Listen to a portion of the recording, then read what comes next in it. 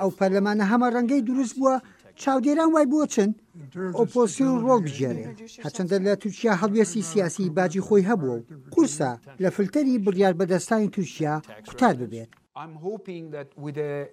من هیواخوازم بوژاندنەوەی ئۆپۆزیسیۆن بوار بڕەخسێنێت بۆ پرسیارکردن بپرسن ئۆپراسیۆنی ئەفرین و شوێنی دی چەندی تێچووە لەم پەرلەمانە تا چەند کەشێکی وەها دەخۆڵخێت ئەندام پەرلەمانی ئۆپۆزیسیۆن ئەو بەرپرسیارەتیە هەڵبگرن بێ ئەوەی بەخائین ناوزەت بکرێن ئەوە ئۆپۆزیسیۆن باشترین شتی بۆ تورکیا و خەڵکەکەی کردووە.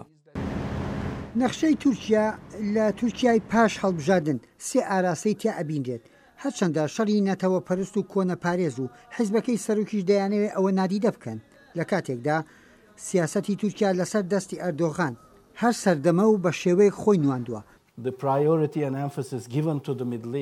ئایا لە بەرژەوەندی تورکیا کە سنگ بخاتە سەر خۆرهەڵاتی ناوەڕاست و ڕابەرایەتی جیهانی ئیسلامی یان تورکیا ڕەوایی دەداتە ئەوەی کە ببێتە سەرتۆپی بایخی ئابوور و سیاسی لە تورکیادا ئەبێ بۆ ئەو مەسەلە ئابووریە ڕووبکاتە خۆراوان نەوەکو خۆرهەڵاتی ناوەڕاست بازاری تور لەوەیە ڕووکردنە خۆرهەڵات مەسەلەیەکی ئایدۆلۆژیە و بە مەبەستی سیاسی بەکاری دێنێت.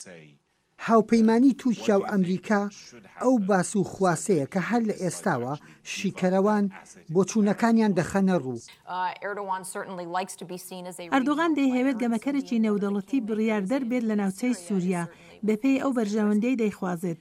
ئەردۆغان بەلایەوە گرنگە موشەکی S-400 بەرگری لە ئەمریکا بکرێت بەڵام لێرە مشتومڕی زۆری لەسرە کۆنگرێس بە تورکیاوە دڵخۆش نییە یەکێک لەو شتانەی دەتوانێت بیکات داخستنی دۆسیەی فرۆشتنی ئەو ڕۆچێتانەیە بە تورکیا ئەردۆغانیش بەم سیاسەتی ئەمریکا نیگەرانە.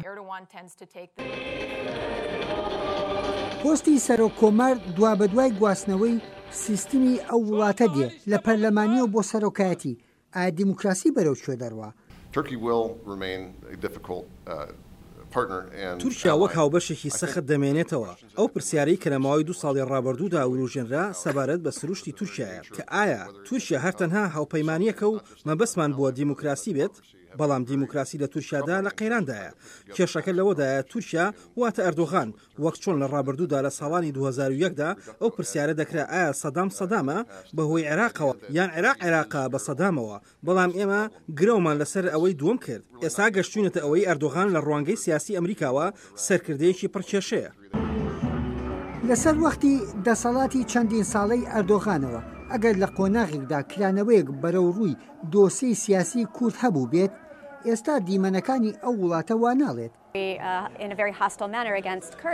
لەو باوەڕدام گرنگترین نیگەرانی ئەوەیە کە پارتی ئەکەپا زۆرینەی پەرلەمانی بەدەست نەهێناوە پێویستی بە هاوبەشکردن هەیە لەگەڵ مەهەبەدا ئەو پارتیەش پارتێکی ڕاستەوەی کۆنە پارێزە بە شێوەیەکی زۆر دوژمنکارانە دژ بە کورد قسە دەکەن ئەوش ئەوە دەگەیەنێت کە لەگەڵ کووردا ئاشتەوایی ناکەن. کێشەی وزە و قەیرانی ئابووری دۆسیەی کێشەی کورد ململانیە سیاسیەکانی ئەو وڵاتە هەمووی لە تەونی پەرلەمانێک کۆبوونەتەوە. یحیا بەرزنجی دەنگی ئەمریکا واشنگتن.